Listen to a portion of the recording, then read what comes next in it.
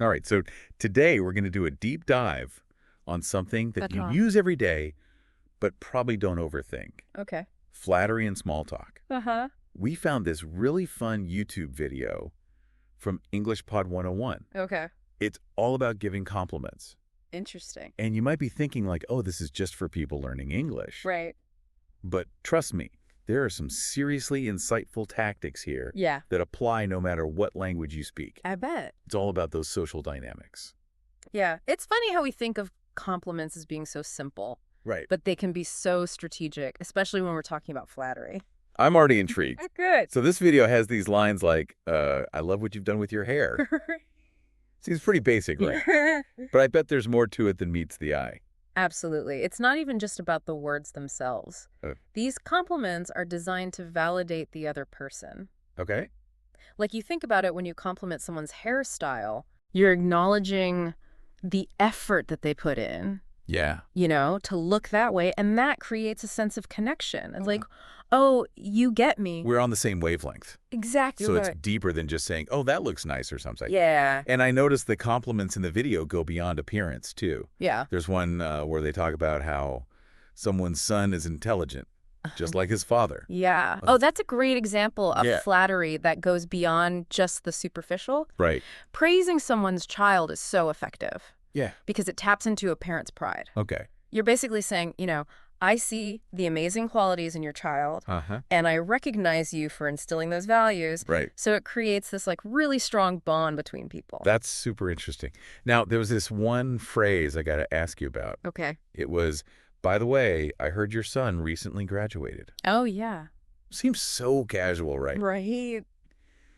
But is it more than that? Oh, that's a class. Really? It's subtle self-promotion disguised as polite conversation. Wow.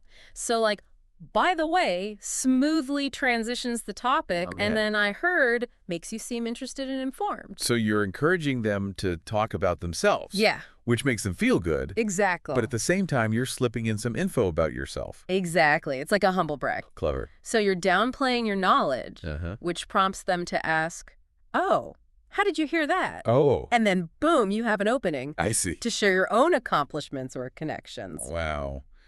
I can see how this would be so useful, like in a networking situation. Totally. You could just subtly drop hints about your expertise Yeah. or even just recent successes you've had. It's about showcasing your value Right. while also making the other person feel good about themselves.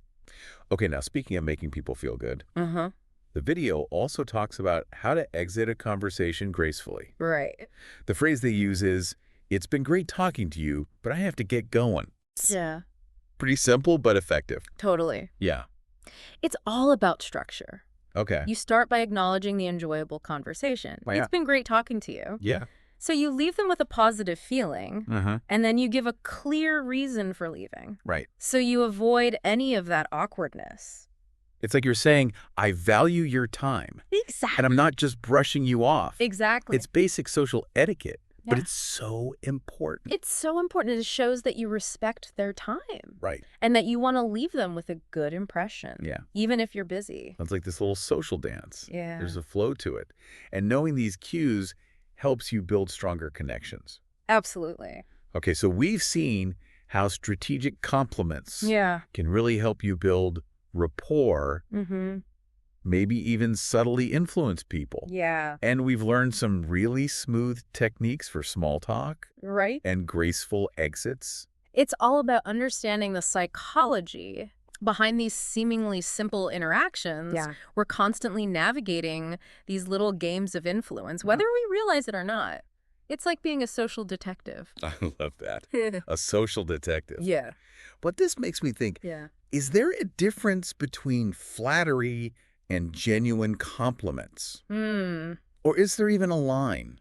That is the million-dollar question. I bet. Philosophers have been debating that for ages. Yeah. Flattery often involves insincerity or exaggeration Uh-huh. to win someone over. Right. Whereas a genuine compliment Yeah. comes from a place of authentic appreciation. Yep. No strings attached. So how can you tell if someone's just buttering you up? Right. Or if they're actually admiring you? Yeah. Are there any telltale signs? It's tricky because a good flatterer can be so convincing, Right. but I would say pay attention to whether the compliment feels specific Okay. and personal, or is it vague and generic? Okay. Like, does it focus on something that you truly value, or is it just something superficial? So, like, if someone says, "You're the smartest person I know," Yeah, it's flattering, but it's generic. exactly. But if they say, "Your presentation on topic was so insightful. Yeah, I loved how you explained specific point," right. that feels more genuine Yeah, because it shows they were paying attention. exactly. Context is key, too. Okay. Are they complimenting you randomly? Right. Or is there a motive? Like, are they trying to persuade you to do something? Right. Are they trying to get a favor? Exactly. It's about reading between the lines, Yeah. looking for those hidden motives. So the social detective work continues. It never ends. But here's the thing. What's that? Even when we suspect someone's laying it on thick, Yeah, sometimes we still enjoy it, totally. right? We crave feeling admired, Yeah. appreciated, Yeah. even if it's not totally genuine. It speaks to our human need for validation and belonging. Oh, totally. Yeah. We all like a little ego boost now and then. Exactly. We want to be seen. We want to be liked. And Yeah. flattery, even if we see through it, can scratch that itch. So should we be wary of every compliment we get? Not necessarily. Yeah. It's not about paranoia. Oh, yeah. It's about discernment. Okay. Enjoy the compliments, Uh-huh. but just reflect on their source and their intent. That's really interesting. I thought compliments and small talk Yeah, were so simple, but there's so much depth to it. right. It's fascinating how these small interactions Yeah. reflect these bigger power dynamics in psychology. Right. We're always playing these subtle games of influence. That's what makes these deep dives so great. Yeah. It exposes the hidden mechanisms Yeah, behind these everyday things. totally. Once you see these patterns, you can't unsee them. I know, right? And then you start to appreciate the intricate dance of social dynamics. I'll never look at a compliment the same way again. That's the key. Become a more conscious player in this social game. Right. Use these insights to build genuine connections, to navigate tricky situations. Yeah. And maybe even have some fun with it. Okay. Flattery done well can be an art form. I'm already thinking of some strategic compliments to try. Good. But before we get carried away, Yeah. let's wrap up this part of the deep dive with a thought for our listeners. Okay. Here's something to ponder. Okay. If flattery manipulates someone into seeing you positively, Mm-hmm. can you use those same principles on yourself? Ooh. Can you flatter yourself Oh. into becoming who you want to be? Ooh, that's deep. Yeah. It's like positive self-talk, but with this extra layer Yeah. of strategic persuasion. It's a thought-provoking concept, isn't it? It is. And it shows how these principles can apply in unexpected ways. Right. It reminds us that the tools of social influence Yeah. can be used for good or bad. Exactly. The choice is ours. It is. You know, it's interesting how we've been talking about using flattery to influence others. Right. But what about using it on ourselves? Yeah. That last thought from part one really stuck with me. It's a fascinating concept, right? Yeah. This idea of self-flattery Right. as a tool for personal growth. Right. Could we actually use those same principles Yeah. of strategic complimenting Yeah. to boost our own confidence and achieve our goals? Potentially, yeah. It sounds almost too good to be true. Right. Like, can simply telling yourself positive things actually make a difference? Well, there's a lot of research out there on the power of positive self-talk. Uh-huh. And it does suggest that it can have a significant impact. Okay. I mean, think about it. We tend to believe what we hear repeatedly, Right. especially if it comes from a source we trust. Right. And who do we trust more than ourselves? Right. So instead of waiting for external validation, Mm-hmm. we could be our own cheerleaders, Exactly. strategically highlighting our strengths and accomplishments. Yeah. But it's important to go beyond just generic affirmations. Yeah. Remember how we talked about the effectiveness of specific and Uh-huh. personalized compliments? The same applies to self-flattery. So instead of just saying, like, I'm great, Right. I could say, I'm really proud of how I handled that difficult situation at work today. Uh-huh. I showed real leadership skills. Exactly. By focusing on specific actions and qualities, Yep. we make the compliment more believable to our own minds Okay. and therefore more impactful. Makes sense. Mm-hmm. It's like planting seeds of confidence Yeah. that can grow over time. Exactly. And you know, this reminds me of something else we discussed. What's that? Context matters. Oh, right. And when it comes to self-flattery, Uh-huh. timing seems like it would be crucial. Oh, that's a good point. You're absolutely right. Just like a well-placed compliment can brighten someone's day, Yeah. a strategic dose of self-flattery can be especially helpful during challenging times. So, like, imagine facing a big presentation or a Yeah. difficult conversation, Right. taking a moment to acknowledge your past successes and remind yourself of your strengths. Yeah. Could give you that extra boost of confidence you need. It's like giving yourself a pep talk, Right. but with that extra layer of psychological strategy. I like it. But just like with any form of flattery, Okay. authenticity is key. Right. Don't just blindly praise yourself for everything. Right. Focus on genuine strengths and achievements. Right. And be honest with yourself about areas where you can improve. So it's like we're becoming our own internal coaches, Yeah. both celebrating our wins Uh-huh. and providing constructive feedback. That's a great analogy. Thanks. And remember, self-flattery shouldn't be about inflating your ego Right. or becoming arrogant. Okay. It's about recognizing your value, Uh-huh. boosting your self-belief, Yeah. and motivating yourself to achieve your full potential. I love this idea of reframing flattery as a tool for self-improvement. Yeah. It's like taking all those insights we've learned about influencing others and turning them inwards. Exactly. But this brings up another question for me. We've been talking about the positive side of flattery, Right. but are there any potential downsides or risks to be aware of?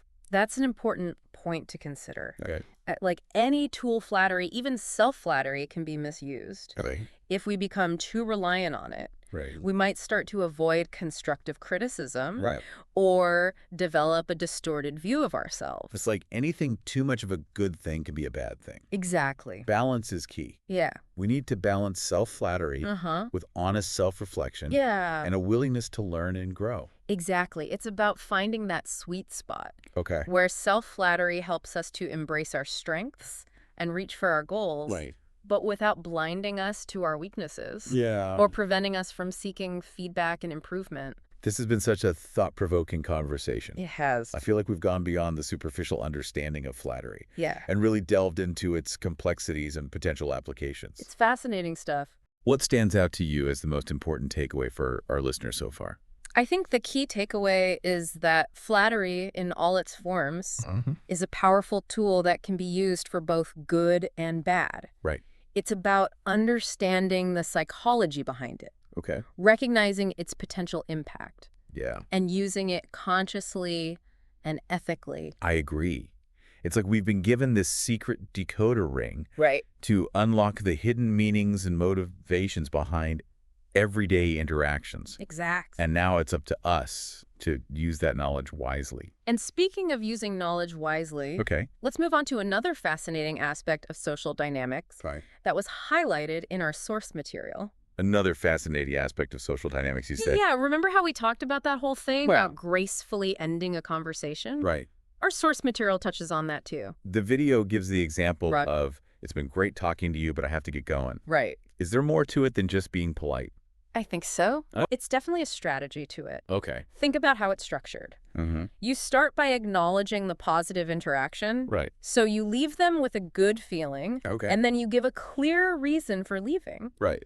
which avoids any awkwardness. Oh. And it shows that you respect their time.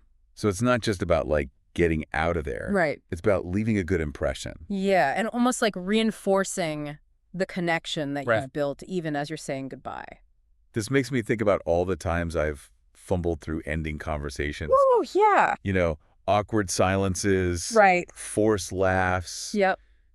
desperately searching for an escape route. Totally. There's definitely an art to doing it smoothly. There is. And it goes beyond the words. Uh-huh. Your body language plays a role too. Oh, absolutely. Like a genuine smile, Yeah. a nod of understanding, even a slight step back can signal that you're ready to wrap things up. You're setting those cues that you're respecting their boundaries and yours. And this skill of gracefully exiting a conversation Yeah. is especially valuable, I think, in like a professional setting, Right. like networking events, conferences, Right. even casual office chats. Right. Knowing how to politely disengage Yeah. without leaving a negative impression Right. can be so crucial. It's huge for building and maintaining relationships. This whole deep dive has really made me realize Yeah. how much I've underestimated small talk. Mm-hmm. It's not just about filling the silence. Right. It's this crucial part of building rapport, Yeah. establishing connections, Right. even subtly influencing others. It's like a hidden language that we all speak, Oh, yeah. but often without realizing it. Yeah. So by becoming more aware of these subtle dynamics, Okay. we can become more fluent and effective communicators Right. in all aspects of our lives. I love that analogy. Thanks. It's like we've been given this secret decoder ring Yeah. to unlock the hidden meanings Mhm. and motivations Oh, yeah. behind those everyday interactions. Totally. And now it's up to us to use that knowledge wisely. Couldn't have said it better myself. And that's a perfect note to end our deep dive on. I think agree. it's given us all plenty to think about and observe in our daily lives. It has. So until next time, remember, a little bit of strategic sweetness and a graceful exit can go a long way. Absolutely. And